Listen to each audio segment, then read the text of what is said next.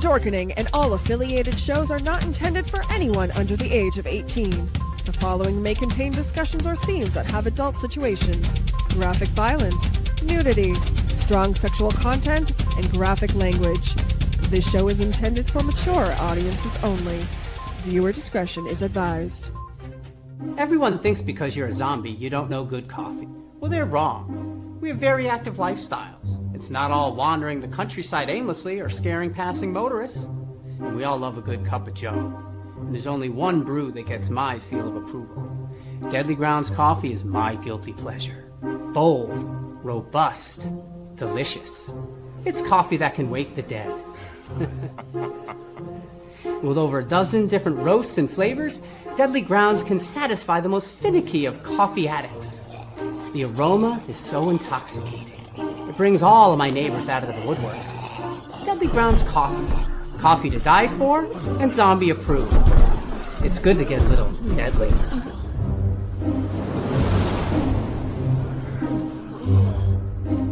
Use the front door! Oh, they're so disgusting.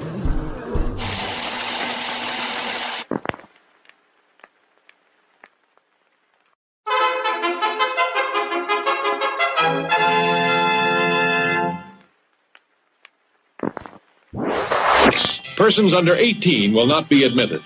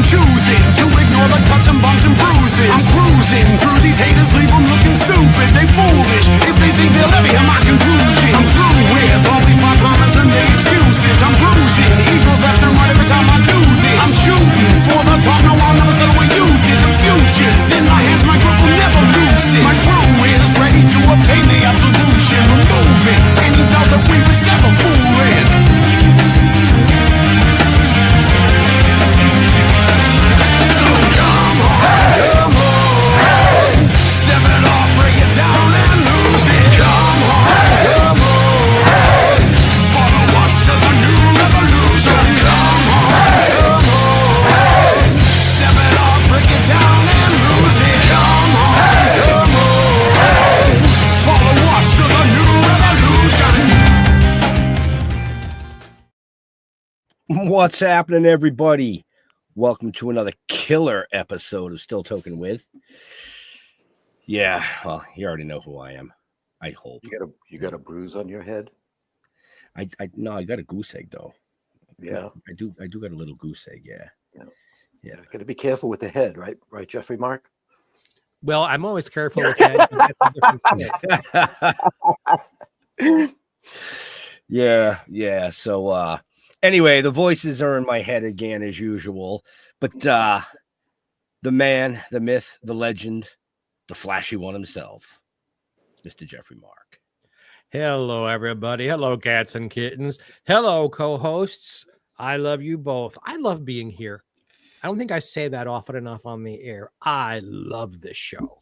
And you're going to love this episode because not only do we have a wonderful guest, but we're all here this week because we didn't have Jeff with us last week, and he's here, and we love him. You want to meet him again. You want to say hello to him, too. Our buddy, Jeff Holman. Hello, Jeff. Good evening. Good evening. Yeah, I'm back. I drove over 2,000 miles in the last 3 weekends. Mm-hmm. It's been a little psycho. You know, I got home late last night from closing the camp up in Maine. Unfortunately, you got to do that. You know, pull the docks. I was not prepared for a morning of 33 degrees, though. Ew. I didn't think it was going to get that cold up there. I woke up and couldn't find my pecker when I had to pee. I was just gonna say it gives a new meaning to word trinky dink. You know? Oh yeah. It was a little brutal. But anyway, enough about my little pecker. Let's bring in the other little pecker. No, I'm kidding. No, we had this fine gentleman, I'll use that term, sure, on a couple of years ago, I think it was, wasn't it? I think it was a couple of years ago. Beginning of last season, I believe. Was it beginning of last season? Yeah, I think so. Yeah. You know, I mean, I don't think we got enough information out of him, so we had to have him back. Is that why he's back here, or are we just No, he called me and said, if you don't want me to kill you in your fucking dreams, then you better have me back on the show. Oh, okay. I didn't know. I didn't know if it was because he's a double glover, Well, he is. He's right. He's a sharp tool. He's a sharp tool in the shed. I wouldn't call him in the shed, but maybe in the boiler room. Oh, well, hey, things happen in sheds too. Trust me. No, they do. And he doesn't have a little pecker. How do you know? I know Fucking it. dirty old man. Anyway, let's bring him right in. Kevin Redzinski, welcome back to the show. Thank you. And Jeffrey knows because Jeffrey is one of 3 people on my OnlyFans. So Jeff, he does have a very comprehensive knowledge. But thank you. And it's cheap at twice the price. You see that? And for you. Geez. So yeah, it was about a year ago. And it's kind of a victory lap for me because last time I was here, I was spilling stories and somebody said, hey, you should write a book. And I said, well, I am writing a book. And you hear that a lot, from people. And I understand it because I was saying it for a long time before I finally knuckled down to do it. But now here we are a year later and it's actually done, and available. Right. And just so you folks watching or listening to this later, or even watching this later, all that information is in the show notes up above or down below, depending on where you're watching or listening to us. But Kevin actually did write a book. Yes. Now you see why we said the sharpest tool well, I wouldn't say in the shed, but a sharp tool, So I just wanted to throw that cover up there real quick. Thanks. Yeah. And it sharpened every tool I had writing the book. The book, and that's why I like this forum too, because of course we'll get into nightmare stuff, but it doesn't necessarily need to be, nightmare. I fucking broke my brain writing the book. I started because there was some confusion. I could tell there was a disconnect at the conventions because people just didn't know who I was, what I did. It was the kind of job I joke with people. I go, if you already knew me, you would know me as a guy who did a shitty job trying to be Freddy on a TV show. But because I didn't do a shitty job, you didn't even know I was there. But once people do delve into the nightmare stories in the book, they'll see just how much of it, I had taken part in. But I would write a section about something that happened, and I don't want to sound like I'm dancing around stories to push a book. I mean, we all know I'm looking to sell a book, of course, but I think some of it, if you read it not knowing where some things are headed, it's just a better read, and there's a lot of sort of like aha moments that you don't expect. But it's just a quick, for instance, there's a piece in there about something that took place on Freddy's Nightmares involving some gunplay. And when I was writing just behind the scenes stuff, I wrote that section and I go, yeah, but that was really intense for me. And then what started to come up is why it was intense for me at the time. And that's because of previous events, shortly before I got involved in Nightmare. And I was like, I can't now. I'm in the middle of this piece about Nightmare. I can't go, oh, the reason this was so intense for me was because this happened. So I just decided to start with, some pretty traumatic events that happened when I. So speaking of traumatic events and things like that, you did send me some pictures, and you, like you mentioned, you had an aha moment and some traumatic, stuff. And Mr. Jeffrey Markwell liked this photo, but I would say this is probably traumatic and an aha. Yes, it was. And that was, you know, There's an easier way to get a bris, you know.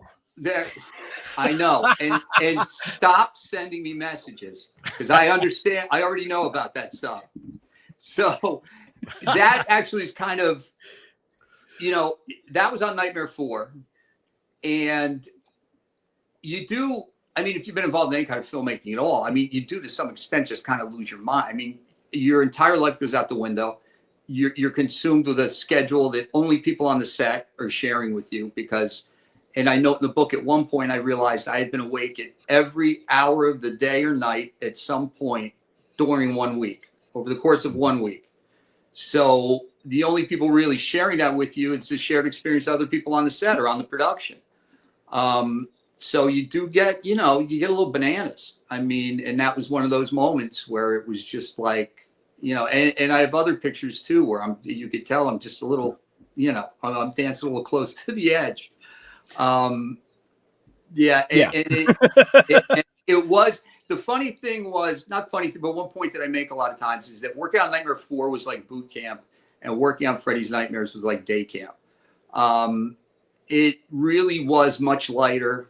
There wasn't the same grind. There was a grind, but it just didn't seem as relentless. It seemed constant, but not just a pounding, just a constant pounding. And a lot of the atmosphere and where we were shooting and the circumstances during 4 were just so grueling. I mean, and something else I mentioned, and I say it, and I preface it by going, I don't say this or mean this lightly in any way, shape, or form. You know, I saw grown men cry. I mean, I remember a guy just breaking down and, you know, within his crumble, if you will, he's mentioning that he's not seeing his kids. He's not seeing his wife. You know, his dog didn't recognize, like, you know, he just had a meltdown. And the thing about it is you also sort of trauma bond with people because you are going through the shared experience. And, you know, so-and-so's having a bad day. You know, give them a break. Maybe you pick up a little bit more of the workload. Maybe you tell them to take 20 minutes, go out and take a nap, you know, whatever. Like everybody on 4 and also on, and especially on Freddy's Nightmares were just, for me, and everybody's on-set experience is different. But I just found people to be pretty kind, considerate, accommodating, and a lot of ball busting, man. I mean, right. Well, I'm going to bust your balls real quick before my co-hosts start jumping into questions and picking your brain. For our viewers and our listeners, we've mentioned Freddy, you know, Freddy's Nightmares. We've mentioned Nightmare on Elm Street 4, but we haven't really mentioned exactly what it was that you did. On Nightmare 4, you know, I got the call, and even beyond that, before that, I did about 3 weeks on Heathers and also did 2 nights on the Blob. And there's some bits about that in there. And I got the call from it was Central Casting. And it was just another job, you know, show up as an extra on Nightmare on Elm Street 4. So sure, go down, did it. I got home that night and there was another phone call. And they said they want to look at you as a possible stand-in and double for Robert Englund. Would you be available, you know, for a month, 2 months? So any steady work, you know, I was like, of course. So it was just the weirdest fluke. And a lot of this stuff, there's this sort of, I don't want to say divine intervention necessarily, but there's clearly almost like something else at work. I go in, you know, I show up on set on 4. And I recognize some of the people I knew from Heathers, and I'm not there a couple of minutes, and a PA scoops me up and brings me into a room. And there was Rachel Tillali. There were some people I later learned were from Wardrobe.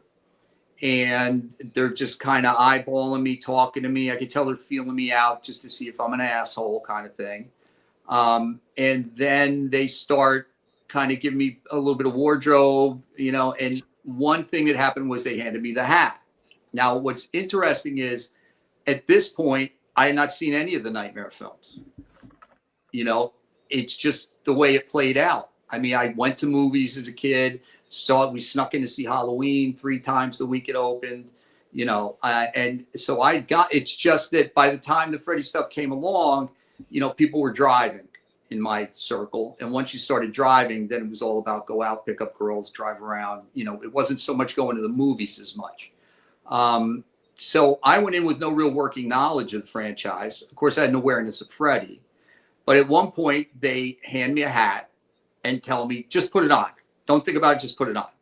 So I just put it on. And for whatever reason, I felt it was a little off. So even though I'm right-handed, I happened to grab it with the left hand to kind of pull the brim. And I could sense there was a reaction in the room. And I was like, well, I don't know, what the big deal about that was. And now in retrospect, of course, because the gloved hand would be the right hand. So the only hand you could really do it with. And then I get sense they were looking for something more, but I had no idea what. And they said, well, just stand there. And I was like, well, I've been standing here the whole time. And then someone said, like yesterday. And I was lost. And the only thing I could think of was I turned my left foot outward and it gave me a little bit of a slouch. And bingo, that's what they were looking for. Now, the funny piece about that is the reason I did that particular thing was at one point I'm out in California and, I'm living like everybody else, hand to mouth and the whole thing. I'm in a supermarket late at night. And I happened to be standing in an aisle, and I was standing like that, but I was totally unaware. And out of nowhere, this girl pops up and asks me, are you a dancer? And I was like, what? And before I have a chance to answer, she points at my foot, and she says, you're turned, which I guess is something dancers do with their feet. Yeah. So again, before I have a chance to answer, she goes, I dance, and proceeds to just go through a whole ballet thing in the cereal aisle. And I fall in love, and like we're off to the races. It only lasted 2 weeks because she was completely out of her mind. But from that point forward, I'm going to tell you what. You couldn't tell because she was dancing around the Lucky Charms, man. Yeah, but here's the thing. From that point forward, I was standing like that every chance I got. I'm waiting for some other dancer to walk up and point at my foot. You know what I mean? So it was just the only thing I really had when they go, just stand like you did yesterday. And I'm like, what could possibly, and I go, and that was it. And then also, again, the luck thing with me in a pair of Chuck Taylors and Robert in the boots that they had him in, we were the exact same shoulder height and exact same what they referred to as hat height. So when I had the hat on, he had the hat on. The tip of the hat down was the same height, and then the shoulder height, and then I had that slouch. There's more to it when it comes to actually doubling for Robert, which is what I did on 4. So they shot a bunch of stuff where you'd see Freddy in the distance running. A lot on 4, they didn't use as much of it, but they did shoot it. There's one setup they did with an arm rig where it's just my arm in this glove rig. And, I say that sometimes they'd yell action and some people just turn fucking rabid. All they knew, time is money, film's rolling, go, go, go. And people are yanking on this arm rig and they're turning and they're bending. They're trying to get me to do something with it. It doesn't really do. It was 3rd unit. So the director, this is his chance to get in there and contribute. So he's trying to get his piece out of it. And I liken it to, I said, it's like if you got up to pass the potatoes at Thanksgiving dinner and then you stopped halfway across the table and then had to stand there for an hour. Because that's really what was going on, is I was shoved in this thing. They want me out of the shot, of course, and out of frame. So I'm hyperextended in every joint that's involved. There was something pinching at my arm. At one point, my arm goes completely numb. If anyone has seen, there is a documentary out called Never Sleep Again. And a lot of the footage in there was stuff that Bill Forsh had gotten, and he worked with the effects crew on that. And you can see Bill is holding my hand up in between takes because I could not hold it up. I couldn't. And I grounded out, and that kind of solidified me as, that I'm willing to get in the trenches with everybody and do the glove stuff. So then I started doing glove inserts. And that film wrapped I was fried. So I kind of unplugged for a little bit and literally unplugged, like unplugged my answering machine. I was just like, because a lot happened on 4. There was an instance I could have been killed. I didn't find out till after the fact. And then, of course, the grind that I was talking about. So I kind of go off the deep end a little bit and then decide, I got to get it together. And I plug the answering machine back in and I'm getting calls that they're going into production on Freddy's Nightmares. So I go over there.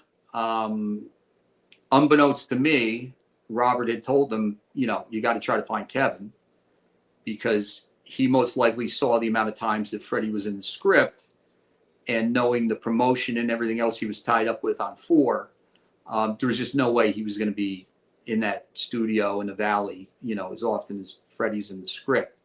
So I go over, sign on, and I would say 80% of the Freddy that you see on Freddy's Nightmares is me. I did the glove inserts. Anytime you see Freddy and you don't see his face, it was me. So Robert would come in, every 10 days or so and shoot a bunch of close-up stuff for all the different episodes. And then they would cut the footage of the two of us together in such a way. It was a big concern for Robert because they had tried using somebody else on Nightmare 2, which was a disaster. And then they pulled Robert back on board. And now, at the point of Freddy's Nightmares, 4 had hit big. There was already 1, 2, and 3. So he's kind of crafted this thing, this character into, at that point an icon. And, now look at what it's become today. And he had to kind of turn the reins over to someone else. I mean, I was to be Freddy when Robert wasn't there. So his concern was it just looking like cheap, cheesy TV stuff where it's just so obvious that it's not him. So he sat with me and gave me a tutorial regarding the glove for about 45 minutes. And that's when my naivete regarding the franchise really served me, because had I been a big fan of the films, to be sitting with Robert Englund, trading the glove back and forth, and him tell me, no, like this, do that, don't do this, don't do that. And one of the things that he had said was, and if they ask you to do any dumb shit with the glove, and they will, he goes, don't do it. He goes, defer it to me. And he told me somebody on the set that he said could always get a hold of him. He goes, if there's something that looks really shitty that they're looking for you to do, he goes, don't do it, and have them reach out to me. They know that, I'm keeping an eye on this stuff.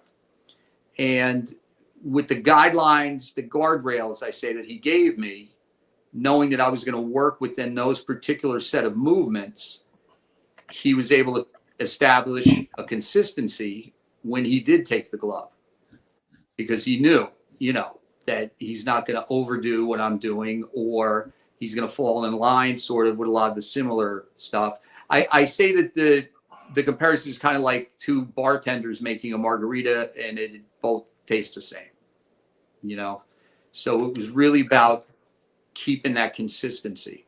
Yeah. No 2 hand jobs are the same. So no, that's true. That's Jeffrey why the pace tell scale you is that. different. Yes. Jeffrey, there's a big difference between Jeffrey's right hand and left hand. Not that I know. I'm left-handed, so it's much better with the left hand. Is it? Well, sometimes they say if you use the opposing hand, then it's like a stranger. But I don't know. This is what I'm told. yeah. No, it's awkward. Is it? Can I ask a question about your career, Kevin, or are we going to talk about hand jobs? Thank you. Okay. A couple of questions. You've mentioned how difficult 4 was. That everybody seemed to be so stressed out. Now, I've been doing this since dinosaurs ruled the earth. Every film is stressful. Every film is intense. Every film was a lot of hard work. Why was this one stressing out professionals this bad? What was different about this as opposed to any other? Was it the heavy, intense special effects stuff, or was there something else going on? It was actually the physical atmosphere itself. And to give you, for instance, the church scenes, the big church fight, took place in a warehouse where we had no air conditioning. It was the middle of a heat wave. Mick Strawn had convinced them to forego walls on the set. And he hung big, long, I think it was called Dubatine maybe at the time, but big, long black curtains, and then hung the windows, stained glass windows, and lit those. So there were no walls. You were kind of like in and out. So there's no real established perimeter, so to speak. It was the set was dressed just like a church. So you have rows upon rows of church pews. And a lot of it, I guess I would say, would all trace back to budget and lack thereof. So people start to just improvise. And one of the things they improvised for the church fight scenes, which is taking place in this huge warehouse, we're all sweating our ass off, is they were bringing in contractor bags of tree leaves. So just bags and bags of dried out leaves. And what they would do is just before we'd roll, they would throw on these big fans and dump contractor bags into the fan, which would blow them all over the place. They'd cut the fan, they'd roll film, and you would just see, if you look at it, you'll just see these ominous things kind of just floating. So, okay, that's the Leafs' big, 5 seconds of fame, and the Leafs close up. Now it's gone onto the floor where it's going to get stepped on and ground into dust. And then they're going to kick the fans on again and blow more leaves in. So now this dust is blowing everywhere, and everybody's sweating around. So now the dust is sticking to you. It's dark as hell. And it was really just the physicality of the atmosphere itself that was really, I don't remember a day working that we weren't sweating our ass off. Just the day I was in that armory, we were in a heat wave. I was sweating my ass off because, there was a big thing with the doors because they're moving big stuff in and out all the time. It was impossible to air condition any of these spaces. And another, for instance, and this goes back to budget, a cheap way to establish that sort of fog hanging. And this apparently was drastically cheaper than blowing in with the fog machine and you got to juice it every 5 minutes. They had 55-gallon drums of mineral oil and they would pump air. And I don't know if it was hot air maybe, but they would pump air, aerate this mineral oil. And as a result, this slow, thick fog creeps out of these things and starts to just fill the area. So now the doors are all closed because they don't want the stuff to go out. Again, no air conditioning. And now this is reaching way back in the age of people, but mineral oil used to be the number one ingredient in, Jeffrey, enemas. Enemas. Mineral oil enemas. So the first day there with this stuff, one of the guys said, bring a mask or something tomorrow or a bandana for you. I go, what are you talking? He goes, because they're going to be really working with that fog like a lot. And I'm like, okay. He goes, you're going to be huffing like mineral oil. He goes, the next day, you're just shitting your brains out. You're the first person who has ever mentioned there's going to be an enema. Wear a mask. I've never heard that one before. So it really was. And it was also the nature of how quick they were moving and then some of the setups and the danger involved in the setups, which would just Was there not a union representative on the set or was this a non-union film? No, I'm kidding. It's one of those like semi-union kind of thing. You know what I mean? Like there's some people there probably were union and some were. It was really very different than what happens today. There was a big Wild West element to a lot of what was going on. And, the story where I could have been killed was really just a matter of just brief oversight. And, it wasn't really talked about much afterward. Keep moving, and if I said, look, I could have got killed. The idea would have been like, yeah, but you didn't. And we have a film to make. So, it was a lot of, and a majority of the script wasn't written because it was during like a writer's strike. So they were kind of working around that where a lot of the cast dialogue is improvised in that film. And that when I realized it later kind of allowed me to give a couple people some grace, because I don't get into it as much, but I had a bit of a, I don't want to say frenemy, because that includes the word friend. But there was someone on set I didn't necessarily get along with. But I was able to realize, looking back, it was the stress of what was going on. And for the same reason that I ran into a little bit of issue on the set of The Blob. Now, nobody gave me any trouble on The Blob, but nobody gave me much of anything on The Blob. Like, nobody walked over. Kevin Dillon was great, but it was really just in passing. But here I show up. Nobody introduces me to anybody. I kind of look like I'm the same type as a few of the cast members. You know, the director and people are talking because I'm standing. But, you know, all these actors, they look over. Here's a guy that kind of looks like he's the same type as me. He's talking to the director. They have him in front of a camera. You know, everybody was sort of in fear for their own job at any given time, you know. And with the script on 4 not fully really written, I would imagine they were just getting surprises every day. You'll have to forgive me. The word unprofessional is screaming in the back of my head. Yeah. And, you know, I'm a loyal union member for a half a century or more. I don't get that anyone would put up with those conditions, because when the budget is that tight, it means you guys weren't getting paid tons of money either. Right. And now you're getting it. No, I'm not only getting it, I'm getting angry on your behalf that happened to you.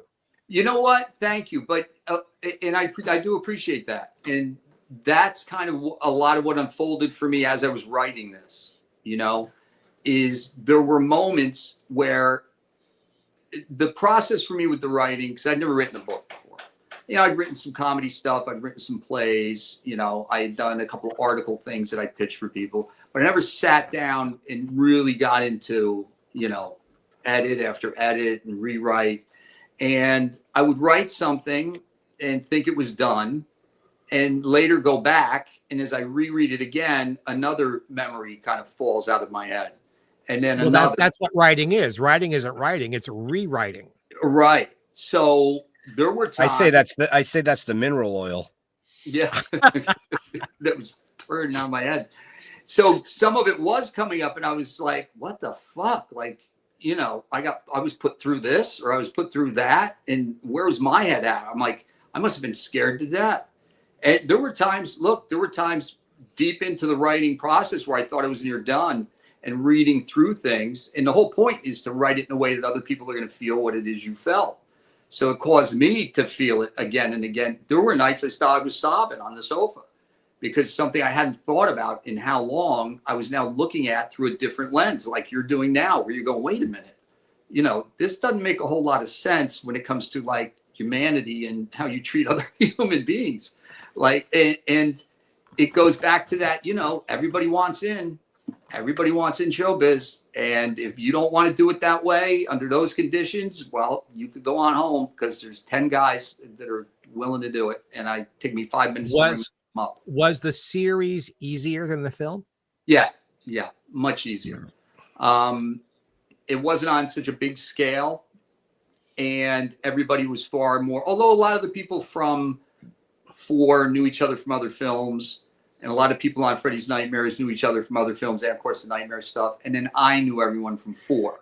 So there was a bit of a camaraderie anyway going into it that I didn't have going into 4. My first night on 4 was in the junkyard, and I had no idea. Nobody told me who to talk to. Nobody told me who to show up and check in with this one, check in with that one. The way your assistant director was not doing his job. And that, I would say, is definitely part of it. When I consider what their job was, and again, getting back to the circumstances, they had set up a maze of actual crunched cars that Mick had tied together with cabling. And some of them are 4 or 5 high. The wind blows, and you're hearing glass breaking on these cars, and you're like looking at these things. We had just had an earthquake the week before, so it was spread out like a campus. There wasn't like all the trailers were here, and you know, all the honey wagons are over here, catering's over there. it's like over behind that pile of cars is the props guys, and way over here behind this building is makeup and wardrobe. It was like a campus where everybody was all over the place. And again, it was very much a go, go, go, go. So you had to kind of jump on the merry-go-round. The last 3 minutes, you've mentioned 17 union infractions. Amazing. Yeah. Amazing that goes that way. Just congratulations to you for surviving it. Thank you. And if you get it, I'll send you a copy of the book. And when you read, even I'd love to. Yeah, I read through and I go, I'm here. I'm like, holy. And there's a wealth of things that are equally as traumatic and life-threatening to happen before I even set foot on the nightmare set. Do you think the helter-skelter of the filming actually helped the film? As crazy as it was, do you think it might have made the film better? I think one thing that come from it was you were dealing with people who wanted to be there. You'd have to want to be there to put up with it. So there was a drive to do this thing, so to speak. And I do think it comes across, because I just watched it again. Well, actually, it was probably about 4 or 5 months ago that I watched 4 again. And I do get, because I was there on the set for the church fight, and I watched the film and I go, it feels like and looks like what we went through, so it did come across in the film. I can't remember anything in particular that may have been where somebody had a bad attitude or somebody decided, somebody checked out and was just trying to get through it. And that comes through in the film. Like, I don't see anything like that. And I don't recall anything like that happening. More passion to do it. Maybe that. Oh yeah, that too. For sure. Yeah. That's what I was looking for, actually. Yeah. Thanks, Jeff, because that's really what it was. People were passionate about what they were doing. Unfortunately, sometimes passion can take the place of precaution. And there were injuries on set. Too easy. So you mentioned that. So here's another photo that I want to pop up that you sent me. Yes. That's the fire-breathing car when Kincaid is running from Freddy in the junkyard. And I have that in color as well. And he'll sign it for you for a cheap price, folks. Oh, wait, we're not at that part yet. Sorry, keep going. Twice as much. So I had a little 110 camera that I had picked up on my travels and started to just carry it with me all the time. I put a piece of gaffer's tape over the flash so that there was just no way that there would be a flash, because of course, you look in the stand and it's just ruined a shot like that with a flash from his camera. So sometimes I didn't know if I was going to get anything at all. You know what I mean? And sometimes I didn't. There's some stuff I have that would have been really cool if it was lit, but it wasn't. And, it's just too dark to make any sense of it. But that one, the darkness kind of worked in a way because it's a really cool looking shot. And that's one of my favorite from the whole experience is that particular shot. And I just found a pile of old 110 negatives, which, if you remember, the little sort of orange brown strips, and you'd go to drug fair or the photo mat. And I over the travel, those things, I took the pictures of California. I drove back to New Jersey, then met my wife. We drove down to Florida, tried the show business thing there because I heard that was going to be the next thing because she just couldn't do LA. My acting coach there said, you got to go back to LA. I go back to LA. We're in the Northridge earthquake. We go to stay with her sister in Arizona for about a year, then drive back to New Jersey. And those negatives and those pictures went every leg of that trip and still made it now here back in Jersey. And I would always say, well, I don't know what the hell I'm going to do with these things, but I can't just get rid of them. I go, I just should hold on to them. It doesn't feel right to get rid of it. And now come to find out, if you have those, all you need to do is, if you can do it yourself or you have somebody do it professionally, They either take a picture of the negative lit from behind, or you have it scanned. You put it into something like Photoshop, and you just hit invert, and it develops the picture. I'm so glad to hear that. Oh, you're going to be amazed. You're going to. I'm laughing at all the young viewers out there that are Googling what the fuck is a 110 camera. Yeah, what's a 110? Well, it was funny because Photoshop. Right. I had it written somewhere, and somebody goes, "Oh, he found 110 negatives," and I'm like, "No, I found 110 negatives." But found some cool stuff that I didn't have, the copies of the photos. But Jeffrey, when you do that, you're going to be amazed, because all I did with one was with my phone. I took a picture of the negative, holding it to the light, put it in Photoshop. I hate to say this, but there's an app for that. Is there? Yep. Well, this is what I got to find now. Yep. The reason I reacted so strongly, you may remember an actor named Pat McCormick, who was 6'7". He was on the Smokey and the Bandit films. Okay, yeah. Brilliant comedy writer. And for his memorial service, I took pictures of George Carlin was the host, and a lot of dead people now. Wow. And I've got 3 cans of film I never got. I'll do it next. Well, they're still sitting here in my desk. Yeah. I'm thinking I'll never get these developed.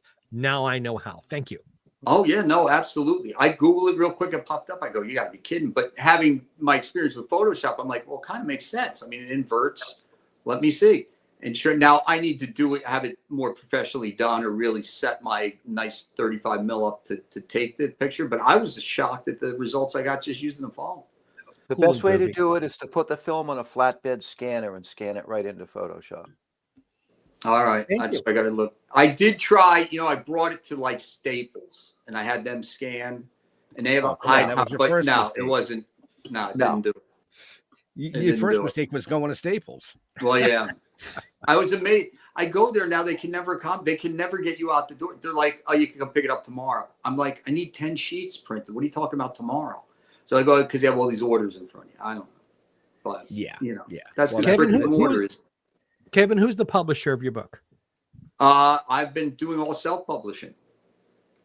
So Kevin Redzinski is the publisher of your book. Kevin Redzinski is the publisher. And that was a journey, because if you've written anything, you're going to love this side note.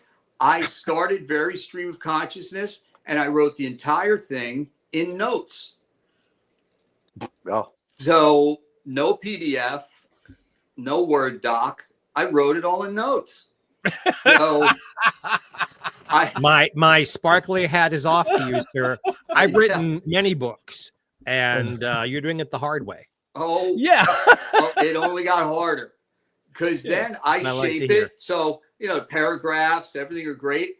And there was a woman that I used, Amy Keller, and she formats and she works with submitting stuff to Amazon, because she's very familiar with the process. So brought her on board. I sent her the file. She was going to set everything up, do the little, the page numbers, all that. She sends it back to me, and it looked like hieroglyphics. And I'm like, what happened? She goes, this is what happened. This is what did you type this in? And I went, I typed it in notes. She's like, oh my God. So that started, it was just shit rolling down. It got worse and worse, because then I'm downloading like AutoCrit and Google Doc, and I'm trying it this way, trying it that way. Some of it's sticking, some of it's not. Then I pull on board a guy named Blake Best. And Blake has been riding shotgun with me on this, and I could have never gotten it done without him. He's a big Nightmare fan. The story goes back to when I was just starting to think about getting involved in the conventions again. I'm out walking the dogs with my wife, and that tends to be, I'm just, word salad. I'm just blah, blah, blah, blah, blah. And she's got to let it sort of in one ear out the other. Her head's going to explode. She's, being supportive, what have you. And that was the idea. I was bouncing around that day. We start heading closer to home, and one of the dogs stops for a second, and she goes, what the hell is that? And she sees something in the grass, and it looks like a coin. And there's nothing else around. There's no party debris, no garbage, no dead animal, nothing. There's just this shiny little thing in the grass. And she picks it up, and it was a Freddy button. And she goes, I think this is a sign. I go, it's got to be. I went home. Blake had reached out to me when he was working on Mick Strawn's book about possibly doing an interview for that. So he was really the only guy that kind of was like my way in with this. So I called him, had a conversation. You know, he said, hey, I think there's a place for you with this stuff.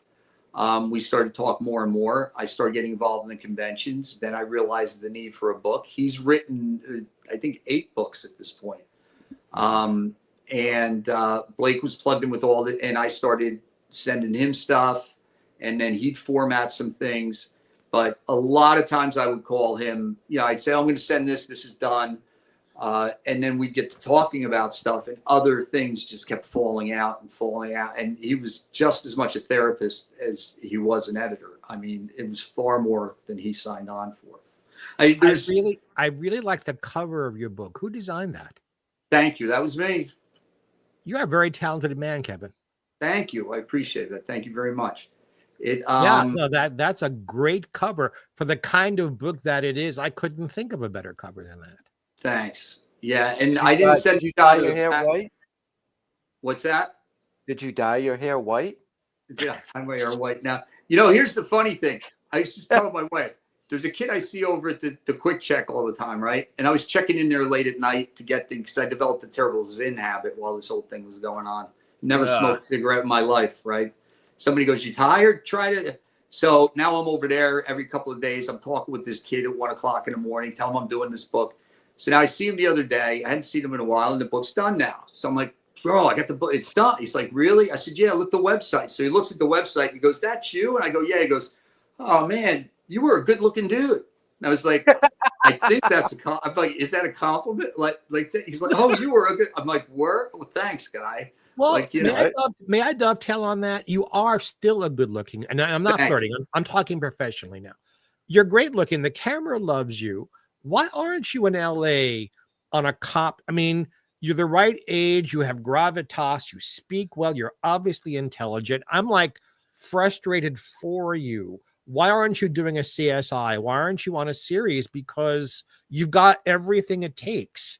What's I am looking to reinsert, because that was part of the conversation with my wife as well that day. That was because what Ben can't get past. Ben is telling himself jokes that I wouldn't even touch.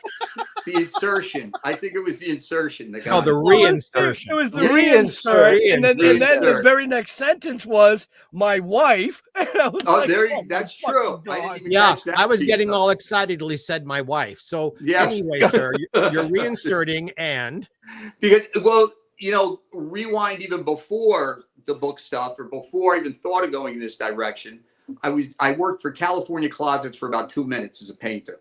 And I'm at this woman's condo in Atlantic City. And again, doing a thing, talking away, because I'm there for 8 hours, fixing some Murphy Better bullshit, whatever it was for the company. And it turned out she had been in casting in Philadelphia for like 30 years. She was retired. So when she heard some of my stories, she goes, well, why aren't you doing it now? And I said, it's a young guy's game. She goes, you got it all wrong.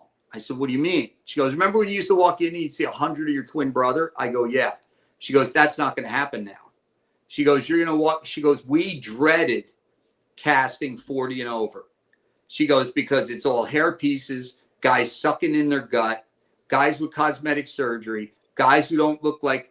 I go, is that why Andy Garcia's in everything? She goes, that's exactly why Andy Garcia's in everything. She goes, because there ain't a lot of Andy Garcias.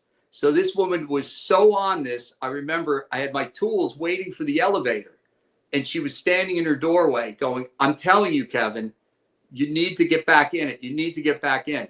Now, because you're a horrible painter.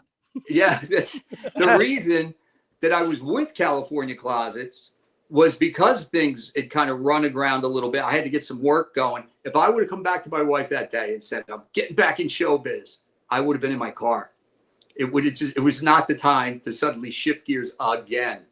There was no reinsertion there. But Kevin, Kevin, nowhere. Man to man, come out of the closet and get back into show business. That's it. I was waiting for that one. I know you were, Jeff. I did that just for you, my friend. No, I'm. That's the plan. That's part of it. Because at these conventions, you don't know who. And I had my SAG card. And here's the other thing, Jeffrey. I'm in New Jersey. Yeah. The film industry has moved to New Jersey. Netflix bought Fort Monmouth. It's 300 acres. They're spending $800 million. It's going to be up in 3 years. There's another outfit on the shore of the water of Bayonne called 1888 Studios. They're spending $1 billion. Lionsgate's already in Newark, $125 million. Spielberg shot walking distance from where I'm sitting right now, one town over. So Sandler's been here twice within a year. First with the Happy Gilmore, and now something he's doing with his daughters, some kind of show. So Spielberg, Sandler, these are two guys who can shoot literally fucking anywhere in the world they want to. And they're here because our present governor, this is his last term, and I don't get into a politics thing, but he put in tax incentives that'll be in place until 2039. Oh, nice. And all of this was happening, even the Fort Monmouth with Netflix, before the LA wildfires. So it was already in motion. Then the wildfires, it's my understanding that LA's turned into a bit of a ghost town. I mean, I haven't been out there. I don't know. Not exactly, but the fires made a huge difference. Yeah. And not to get into politics, what's happening in the world has made a huge difference. It's becoming better. The incentives aren't here. Governor Newsom is trying to bring them back. But what you need, Kevin, again, friend of friend, is better representation.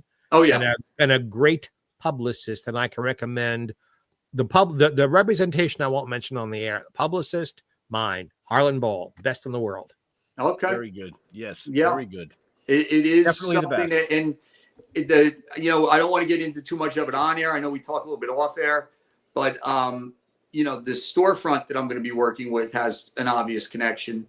And I'm under the impression most likely I'll be crossing paths with a couple of people who are heavily involved in film as well, you know, on the decision maker sort of end of things. And with it moving here and everything else, this is the other thing I noticed too, Jeffrey, is that now, you know, everybody has a video clip of some sort, even if it's just a monologue. And they're just, it looks like some of them, they're just shooting like right in their living room. And this goes up on websites and people are getting work from this stuff. Hey, Well, man, because what I'm happened sure was this is my basement. during COVID, you couldn't go into anybody's office and audition. So Right. everybody invested in lighting and microphones and backgrounds. And I'd say the great preponderance of auditions these days, you don't go into anywhere. They say, send us a video, read this, dress like that, and you have to do it and send it. And so you can audition from where you are, but you've got to be mobile and you've got to have the right people behind you. Right. Yeah, no, but it does make sense. I mean, I remember going. Not I blame it everything on the concussion. Not everything I say is a dick joke. Really, I'm trying to help this man. Listen, that's why I didn't tell you about my concussion. But you have a concussion? I wrapped my head pretty good on a steel pipe today at work. Put me on the floor for about 30 seconds. You know, back to what I went through with the writing stuff, at the end, you know, I hadn't realized how badly I was just hammering my psyche.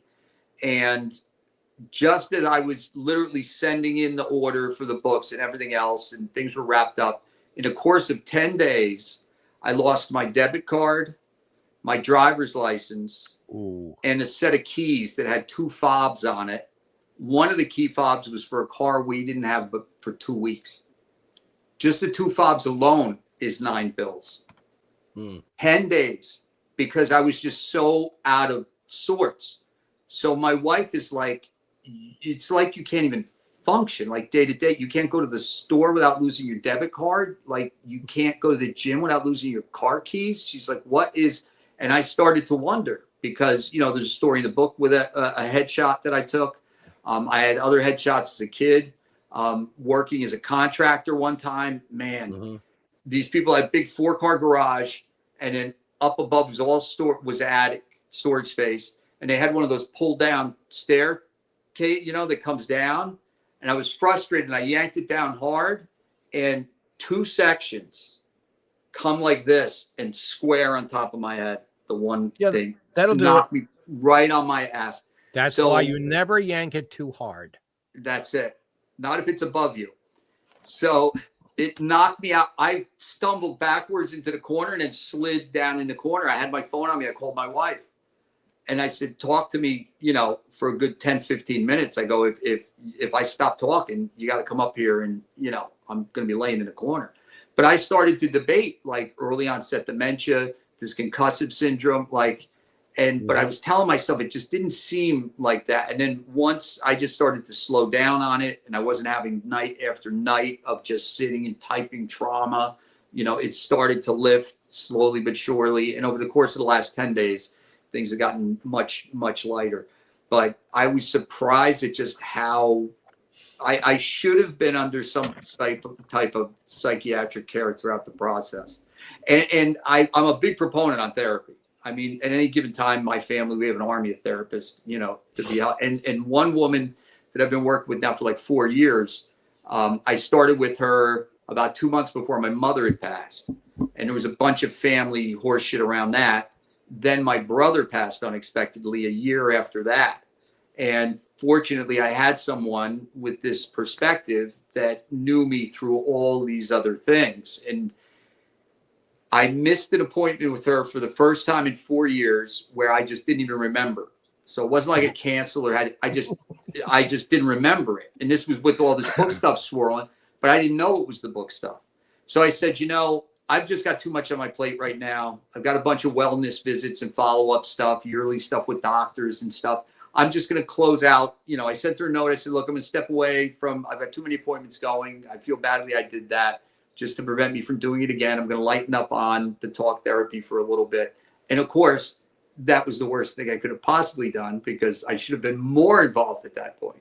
So I really did go in it sort of unsupervised, so to speak. And just there's one memory in there and I write it in such a way that I say, this just happened to me. Like this just occurred to me. There was a connection I made with the way I was fascinated with the old Chiller commercial. And as a kid, I would just sit, and I never saw the show. I was too young and it was on too late.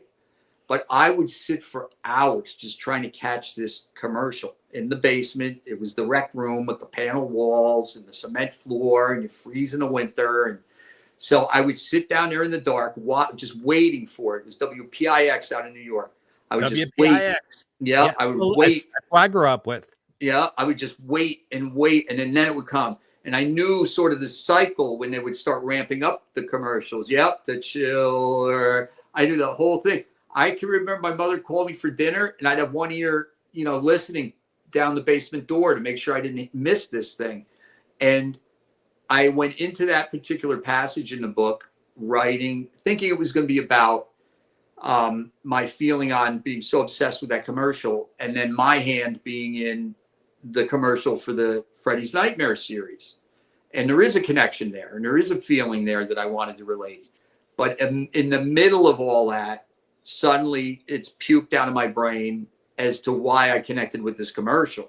And it brought me back to something from the 3rd grade. And I was like, I literally write in the book, I go, wait a minute. I'm like, a lot of stuff got drudged up in the writing of this. It just happened again now.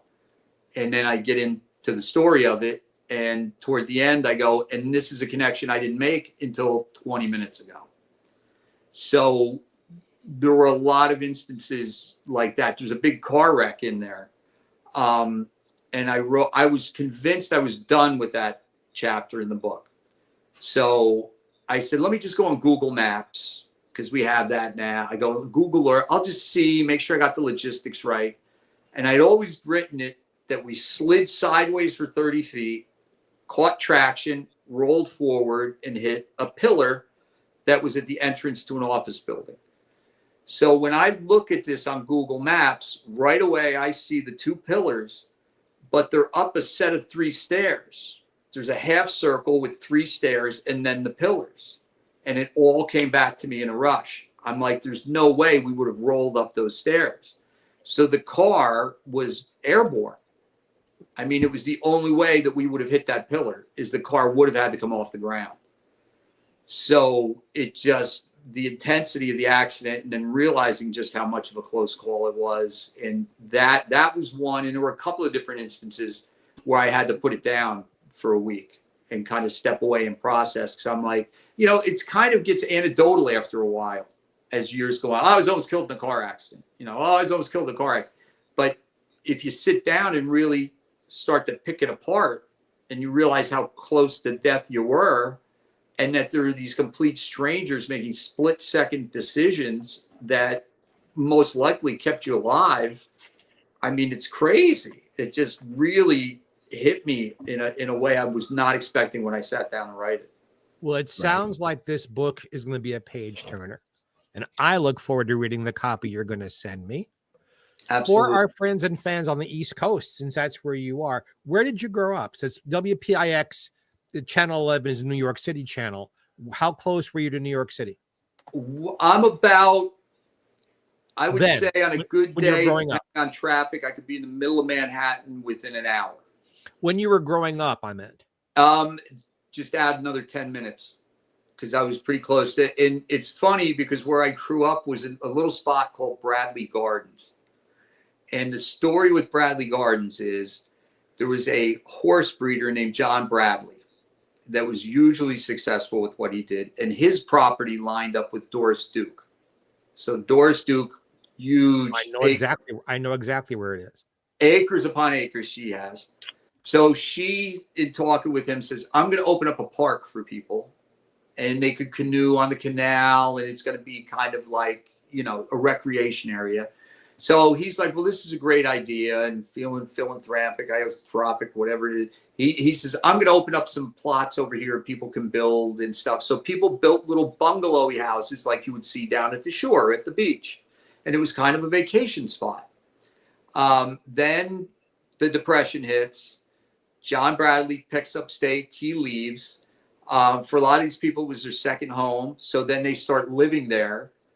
The entire time I grew up, which was late 60s, 70s, and mid 80s there, we had fire department, we had a rescue squad, we had no police department. Occasionally a state trooper might blow through, but we had no police department. And I say, if you wanted to run from the law or break the law, you went to Bradley Gardens. So years, and I called it Hillbilly Hood. And I would tell my wife these stories, and she goes, you're exaggerating, you're this or that. So now years later, we're married, and my father-in-law's mother passes away. His brother comes up from New Orleans. He grew up one town over. And he's sitting next to me at the repast. We're getting to know each other. And he says, where'd you grow up? And I go, well, you probably know. It's this area, Bradley Gardens. He goes, no, I know Bradley's. That's where we go to cop drugs. And I was like, well, yeah. I mean, it really just was this lawless little spot. And I've been there. Yeah. Oh, really? Wow. Bradley's was, yeah.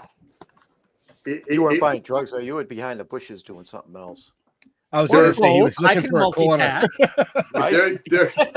Let me tell you, in Bradley's, there were people behind the bushes. There were people under the cars. There were people under the porch. I remember driving. We'd take the bus to a Bradley Garden school. My buddy gets on the porch, and I'm like, who's that? He's like, that's my uncle. I'm like, why does he sleep on your porch? I mean, like a camper would pop up out of nowhere and be in the back of someone's yard for like 2 weeks. And you'd be like, who's that? I don't know, my father's friend. And then all of a sudden the camper's gone. And like, it was this lawless. The joke I make is if you ever watch a movie where a kid who never gets in trouble gets in trouble. So he runs to talk to his cousin who lives above a bar. The cousin answers his shirt and his wife beat her tea. And there's a woman in the background. And he pulls the kid in and he writes down on a scratch of paper and he hands it to him. He wrote an address in Bradley Gardens. It's like, this is where you go. Yeah, so that's where I grew up, Jeffrey, was Bradley Gardens. That was Bradley Gardens. I left to go out to LA. So Redzinski, Polish? Yes, Polish and Irish. My mother's Irish. Yeah, 100%. That was interesting growing up. And this is one of those things that was unpacked with therapy is my mother, flaming red hair, beautiful woman. I remember as a kid going with her. We couldn't go anywhere that men weren't turning to look at my mother. And she came here young, elementary school, and had a hard time. She refused to learn the language. She couldn't blend in anywhere with this head of hair. So when I was in school, in the first grade, they pressed my parents to move me ahead to the second grade.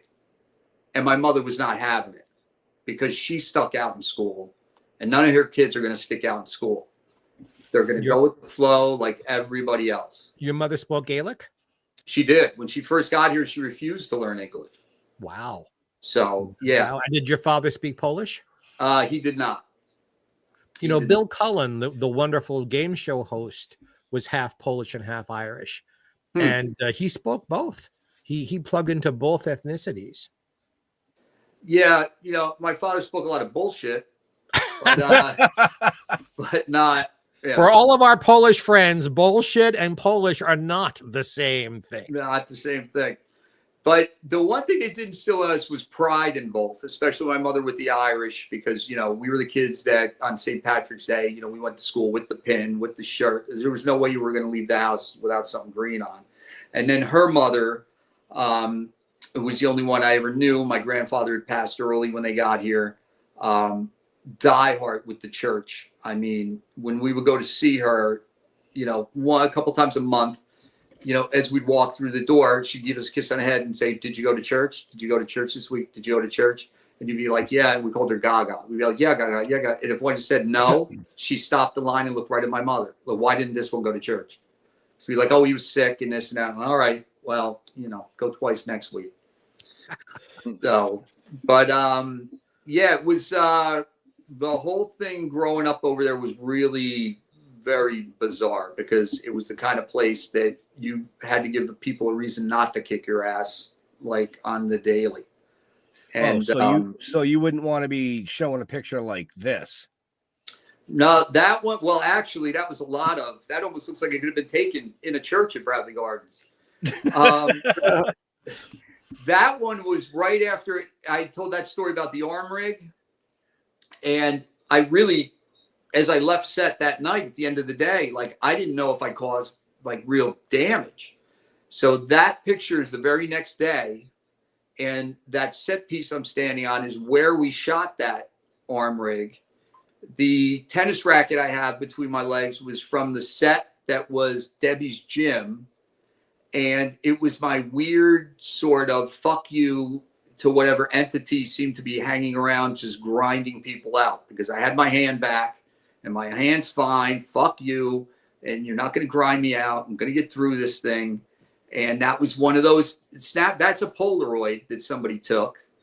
And for years was just not, that's got like spray paint on it. It was in my shop for a little while, you know, not a lot of it because it was, you know, there was a cost involved, but people were snapping every now and then somebody would just walk over and hand me a couple of Polaroids. And thank God, you know, God bless that they did, because that's some of the pictures that I have now, you know, that were these on set. You just did something very interesting to me. Brought up in New Jersey, living in New Jersey. You just gave a West Coast fuck you. Really? Oh, it is? Yes. That's West Coast. I like it that way better. Yeah. This is East Coast fuck you. Yeah. This, which I can't do anymore because of arthritis. What you did with the two knuckles, that's how they do it on the West. That's it. Yeah. I don't know why that feels more powerful. I don't know what it is. And actually, doesn't it? I did for the show. I have that shot of Britney Spears where that's what she's doing. She's got the thing. Yeah. So the other one I like is when people go like this. I can't do that. Yeah. Yeah, that's the. I like that one. Yeah, and then the other where you reach your pocket, you go, "Dude, I was at the store. I got you something." You know, and they were on sale. I got you too. So, you know, and it was funny because I told my wife, because there's a lot of pictures like that. If you go on my website, there's a couple pictures where I'm flipping off like this. And I said, you know what? I think I'm going to make that my thing. Because you hear Gene Simmons talk now, and he goes, if I had any idea I'm doing this shit when I was going to be like 75 years old, he goes, I wouldn't have I got 80 pounds worth of, you know, costume on, things are blowing up. I got to get in makeup. He's like, I look at you too. And I'm like, they got it right. You know what I mean? U2 puts on a shirt, goes out and plays. So I'm like, if you're going to get stuck with something, I'm like, well, I'll make it this. That'll be my greeting maybe. Well, so then, you know, because that made it fun. If you look like Gene, you needed the makeup. You don't need it.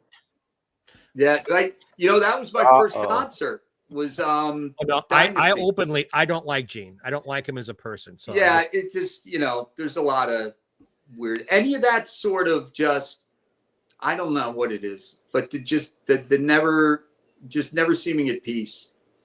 You know, just constantly grasping more and more is something that I guess somebody wrestles with. I don't know. But growing up, that was a big thing. That was big. That was the other thing about Bradley Gardens was tons of music, just tons. The minute somebody's parents would go shopping on a Saturday and, you know, the older kids were home, the window would go up and they'd stick speakers in the window and then play. I can remember when my next door neighbor, because we had fairly long yards, it was a little weird the way the one half of the street was cut. So you could play Frisbee and football right in the yard.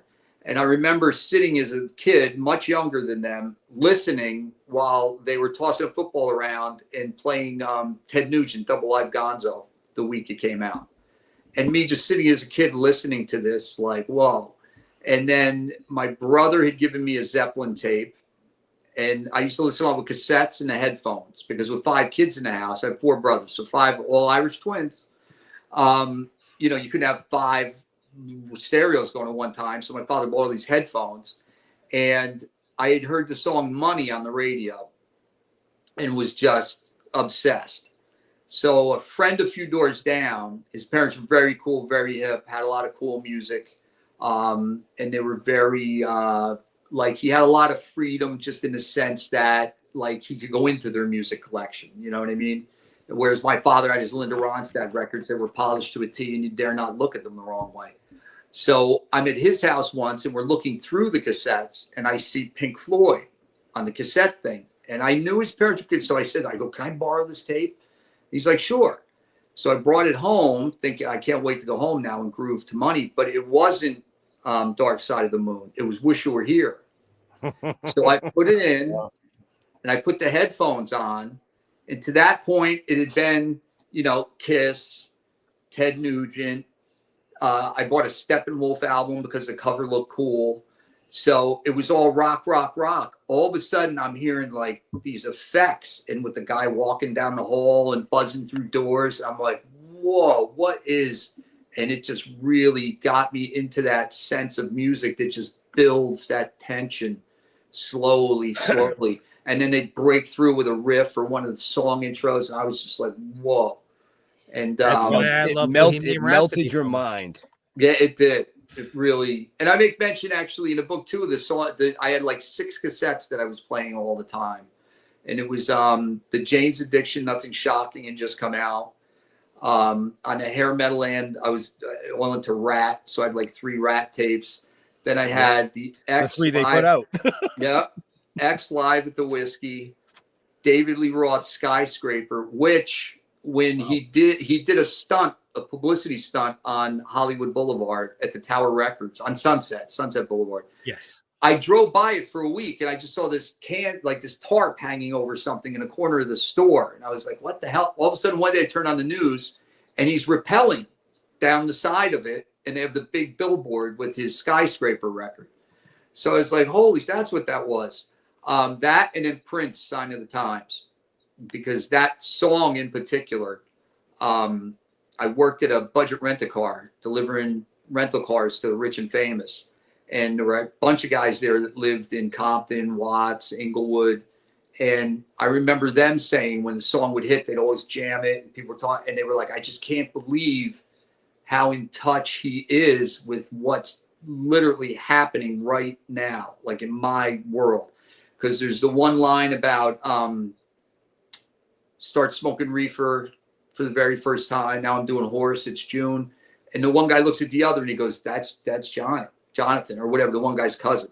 Like they knew guys that sounded like they were right out of that song and they were living it. So that tape was another one that was significant. But music's always played like a part where there's certain songs or bands or a sound I can hear and it brings me right back, very visceral sort of reaction to it. It's true for most people, actually. Yeah. Well, now I don't feel special. I felt special for a moment. Yeah, I was trying to knock that shit right down, Well, because I'm sitting here wondering, what? No Rush? No Led Zeppelin? What the fuck? No Doors? You listening to other stuff? You know what? The Doors I came to late. The Doors I came to just before I moved out to LA because so much is LA driven. And then again, maybe it was an ADHD. I don't know. Like I would just submerge myself in something. So I remember literally taking purple microdot every night for a week, the week before I drove out to LA, and listening to the Doors and watching Where the Buffalo Roam with Bill Murray. Because I'm like, this is it. I'm like, I'm going to go take on the country. I'm going to take on the world. I'm going to hit the road. This is just going to be this crazy. My original plan was to get on a plane and fly out and take acid on the plane. So that when I got there, I was just like, whoa, which thank God. That's a bad idea. Yeah. Because you can't escape the plane. Yeah. It also would have been the first time I flew. Oh, Jesus. So that's a double bad idea. Yeah, no, that's a bad trip waiting to happen right there. No, yeah, it is. And with purple dot, you don't even need the plane. Yeah, right? That's it. It would have been awful. But I just romanticized that sort of complete craziness and that chaos sort of thing. Now you tell that story, and 10 minutes ago you were wondering how you were losing shit. Oh, I know, right? I mean, I'm just saying. So I'm going to say you should feel special because we are almost 20 minutes past our normal showtime. Oh, wow. So you should feel special. I do. Yes, I've been getting texts from my wife. Mr. Jeffrey Mark hasn't looked at me and said, I got to use the bathroom. And Mr. Holman hasn't said, will you hurry the fuck up? I'm hungry. All right. But on that note, sure. Mr. Holman, any last questions for our awesome guest? Yeah, actually. I mean, I think Jeffrey Mark was absolutely correct in the fact that, you're at a pivotal point in your life where you can go and you can get back into your acting career in a different aspect. What role do you want to play?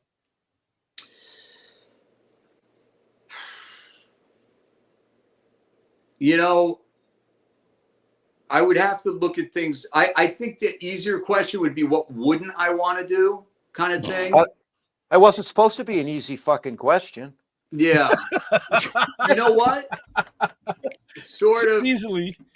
I would say that sort of on the road, Kerouac, Where the Buffalo Roam, Gonzo, Hunter Thompson type adventure where you just don't know. In the book, I'm very happy with because it kind of plays out that way. There were a lot of things that happened to me before I got out there that as I read it back, I go, this kind of plays out like one of those movies. So more along that. The one thing I don't really like is I know, Jeffrey, I know you'd mentioned a lot of the NCIS stuff and that a lot of that, I feel it's almost just this constant re-traumatizing for people when they watch that stuff, So I think we should write a script where 4 old guys just go on a fucking murderous rampage. Well, no, I had something because I started getting into this train graffiti, right? Because now it's on freight trains, the way it used to be on subway trains. Next time you're at a crossing, watch these freighters going by. And the awesome thing about it is some kid in bumfuck Idaho could throw a piece up and it goes around the country. And there are Facebook pages that trace it. So my idea was older guys who always wanted to do that and then decide they're going to start going out and, putting stuff up on freighters and then have a terrible night where they're chased by police. One of the guys falls, gets his arm cut off by the train, doesn't make it. And that's you. No, I made it the whole way. Then the other we'll cauterize it. Then the other ones jump on one of the freighters to escape the scenario, and the next thing they know, they're in that world, which they're totally unprepared for. And it opened with one of the guys seeing the guy without the arm at a little league game, like after it's all happened. You know what I mean? The flashback. So you open with he's at it and he looks and he goes, oh, there he is. Like, and the guy waves to him. And then it brings back the memory of how it all happened. And then, of course, they're all away from their family, the missing person stuff, the people they run into on the train line. So maybe we'll have to hash that out. I kind of see you in a VW bus traveling around the country, handing out purple microdot to people just so they could be happy. That's it. It's, you know what? Everything's come right back around, man. You know something? Your guys are laughing. That's a pretty good idea. Yeah. Just dosing people. Calm the Because fuck there's down. 100 ways to go with that. That's a TV Oh, yeah. series. Yeah, Oh, it is. Right? Yeah. Well, here's what's happening. I heard with the Netflix thing is that somebody goes in with a great script and they go, can you turn it into 8 episodes? And supposedly that's how, I haven't seen it, but that's what happened with Ozark. Yeah. Is that it started as a great script and they go, can you turn it into a series? Because they're they're starving for content. Right. We just can't let you write the script because it take you a fucking year. I know. And I'll have breakdowns and meltdowns and I'll start losing shit. Right? I'll be like, where are you? I can't drive my car. I lost my keys. And Mr. Jeffrey Mark will get his book in the mail and go, why do I get a set of car keys? Yeah. What's going I on here? I wish it would save me $900. And then just have them sign it, send it back. I couldn't believe it. Because I go, what's anybody going to do with my car keys? And somebody goes, you know what those things are worth? I go, what are you talking about? They go, each one of those fobs is like $400 or $500. Oh, yeah. Jesus Christ. Yeah. Yeah. Oh, yeah. But Costco has a deal actually for like less than 2. Really? Yeah. So look into Costco. You know what my problem, though, is the car's a lease. So when I turn it in, I have to have the real thing. They don't know. But that's not for another 3 years. We only just got it. They won't know the difference. They give you one that looks just like the one that comes with the Really? car. Yes. Holy shit. Yeah. Costco. 3 years, it'll turn up. This guy's Either all that right. or just total it. Right. But great addition, guys. This guy just saved me a bunch of money. Okay. So, Mr. Jeffrey Mark, any last questions? I mean, we've talked about so much. How large is your penis? Is something that comes to my mind. But I now that everyone has turned purple and covered their faces, I am serious, Kevin. It's time for you to level up. Do it. I'll reach out. Like, I've got to get contact info to get you the book. So, whoever it is that you think it would be in my best interest to get in contact with, I'm open. Okay. Easy. No question. Just I'm feeling, and buy this book, folks. I'm an author. I know how important this is. Buy this book. If you're a fan of the Freddie enterprise, how can you go wrong buying this book? And listen to all these wonderful stories. And it's www.freddy-2.com.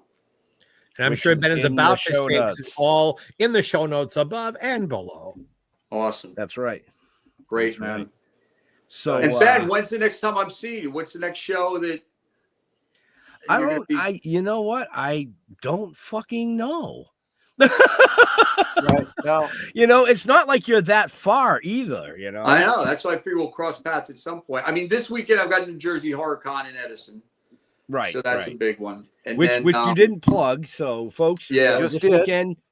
Yeah. And then also October 17th, 18th, I'm at Carlisle Comic-Con. I leave Carlisle that night and I fly to Paris, Texas for the next day at the Red River, or the River Runs Red. And all of it also on Facebook on Freddie Duex, Deux, and that info is always up there. I mean, you need to do the Hollywood show in January. We talk about that too. All right. Yeah, no, we will for sure. Yeah. Now, once the story is out, I'm going to have an easier time with the conventions because, again, it was just hard to know who I was and what I did, Right. And once people know the story.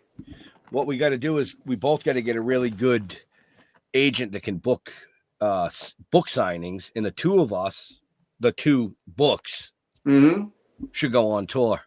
Yeah. Like you and Jeff. Yeah. Oh, and if we can get to the West Coast, Mr. Jeffrey Mark, but the Freddy and the weed smoking zombies could be a really cool draw.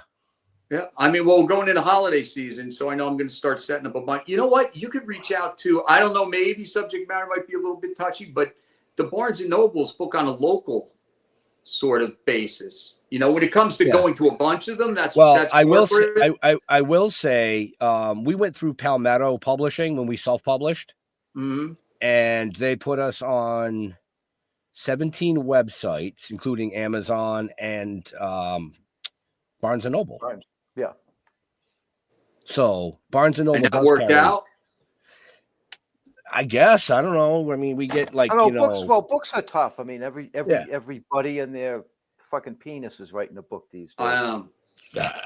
You see, I got lucky because there's that built-in fan base. You know what I mean? Right, Because I do talk to people. My daughter's, long book. She's with this guy like 6 years, and we talk about that kind of thing. But he's got something that he's just working on. I'm very lucky in that way that there is this sort of built-in fan base, and I'm the first sort of new thing in 30, 40 years from the franchise. So that's a blessing, because not every book has that behind it. Right. Okay, it's 25 after the hour. Now I have to go to the bathroom, and Jeff is starving for dinner. So, and I have to actually go look at a job I might be doing for my buddy who's opening up a hobby store. Nice. So, Kevin, where can people find you on social media?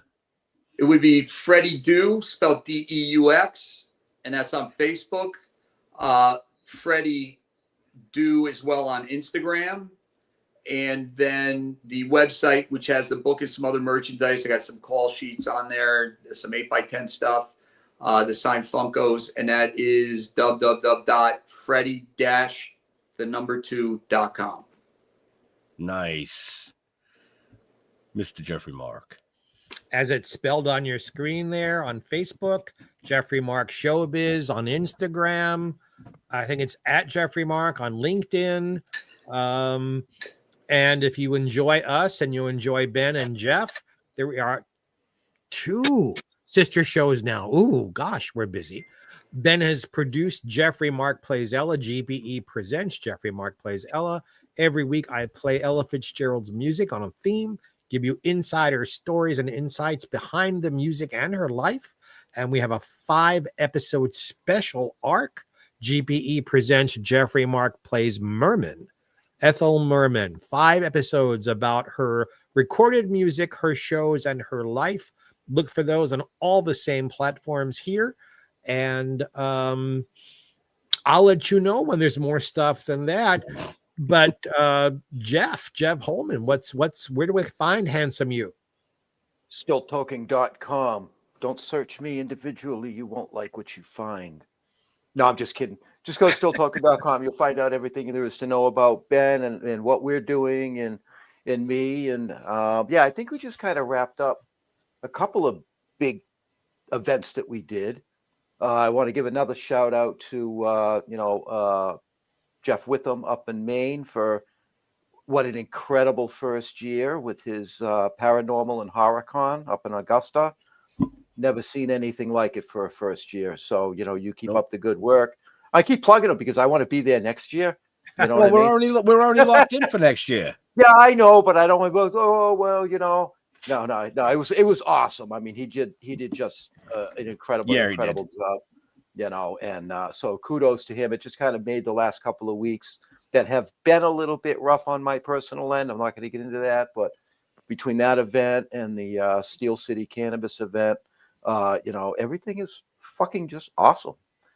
But it'd be nice to be home for a couple of weekends in a row. I'm looking forward to that. So, and that's about it on my end.